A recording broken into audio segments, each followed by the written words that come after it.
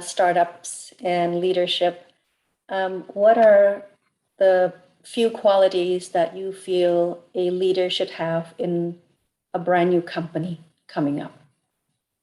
What are the virtues do you think that befits a leader or a leader should have?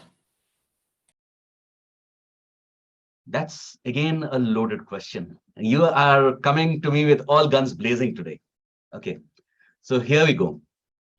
The first important quality or capability a leader should have is the capability to make mistakes. I'm not saying it in a semantic way or in a theoretical way. If we are afraid of making mistakes, we will move along the cut and dried path. We will seldom stray from the mainstream. And as a result of that, creativity will not come into us. Or we will not give an opportunity for any creative thought which comes in from our team. So in this day and age where we are living in disruptive times and uncertainty, chaos, ambiguity, whatever you want to call it, it doesn't matter. You can give it any term, like dukkha, ukka, it doesn't matter. It's tough. So we need to have people, leaders who are willing to make mistakes, realize those mistakes quickly, and take corrective action. That's the first thing I feel a leader should have. Added to this, a leader should be vulnerable. He should be willing to put himself out in front of his team and say, I'm sorry, I screwed up. That's the way things are today. But if we have to progress, I've made a mistake, let's do it. Let's see, you give me an idea what we can do. A leader should be open to new ideas and thought from wherever it comes. It does not matter.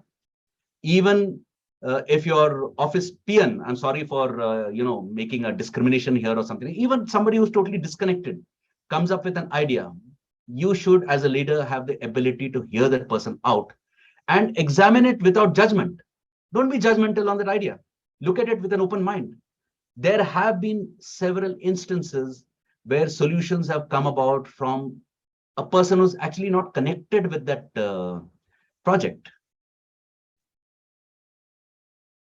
Next, a leader in today's world, some of this terminology of leader gives an impression that he's standing out above the crowd and people are following him like Instagram or something like that. That's not the way leadership is supposed to work today. We are in an era of servant leadership.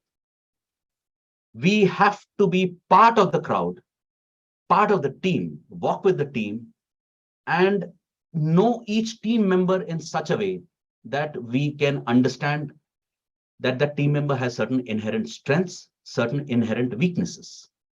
So instead of harping upon the weaknesses and asking them to, improve on those weaknesses, let's work on the strengths.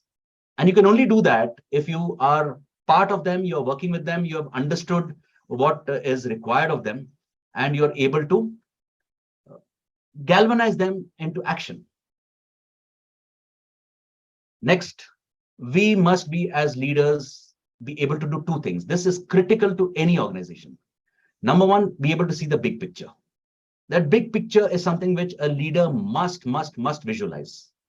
And that is related to a vision or strategy. You can give it, again, terminologies, but that big picture has to be very clear in the mind of the leader. That's okay. I've got it clear, crystal clear, where we are going in 2040 will be the world leader. It's there in my mind. Again, my favorite phrase, so what?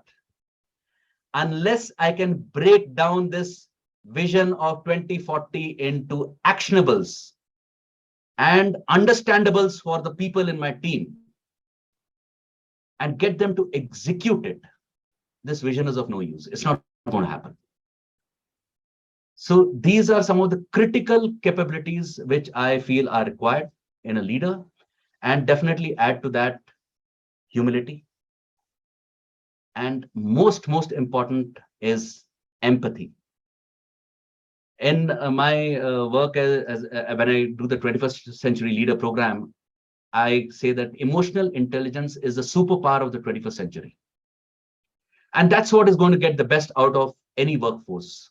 Not any amount of money or temptation or the carrot or stick is not going to get the best out of your people. You have to resonate with the people you're working with. You have to empathize with them. understand where they're coming from, leverage their strengths, and do the best you can genuinely for them.